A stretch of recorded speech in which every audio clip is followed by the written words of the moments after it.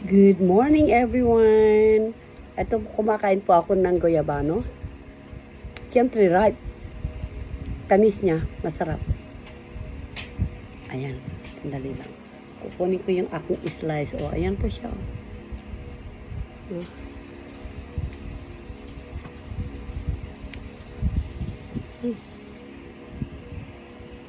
Nakakangilo din pala.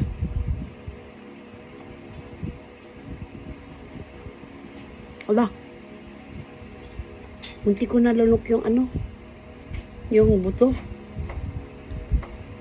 Kala ko kasi puro laman. Healthy, healthy, yummy, yummy. Yan.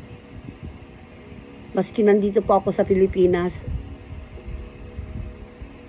hindi pa ako nakakalimot na mag-content. Kasi wala din lang naman akong ginagawa. E di lahat ng gagawin ko, content ko. Nothing wrong with that, right? O sipag at tiyaga nga, kaya pinagtsatsagaan kong mag-content para love ako ni Algo at saka love ako ni Meta. Hindi rin niya ako malilimutan. Diba? Kayo ba? Huwag kayong tatamad-tamad kasi diyan tayo kikita pagka lagi tayo nagko-content. Content nyo lahat ng ginagawa nyo para mabayaran yung mabayaran, hindi yung hindi. Pero pag consistent ka ng pagka-content, magugustuhan ka talaga ni Meta. Walang paltos yan. It's a fact. Kapag consistent ka sa pagka-content, pakikipag-engage, makikita ni Algo yung sipag mo at ikakalat niya yung mga content mo, mga videos mo.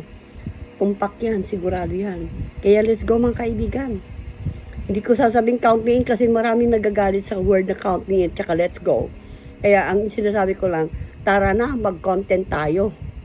Tara na, mag-engage tayo. Yun ang ibig sabihin ng count me in at saka let's go. Hindi lang yung plain lang na let's go at count me in na walang saysay ang iniisip ng iba. Count me in, isali mo ako sa content mo. Yun ang ibig sabihin. Hindi count me in lang na plain. Let's go work. Ganon. Kayo naman na mga nagdi-describe or nagdi-define ng mga count me tsaka let's go. You are defining it the wrong way. Okay? Know kung ano yung kino-content ng tao and let's go. Let's go to work. Ganon lang yun. Tsaka huwag na natin bigyan ng kahulugan ng mga content ng iba. Kung hindi mo gusto, kagaya ng sabi ng iba, leave them alone. Okay? Have a good day everyone. Bye!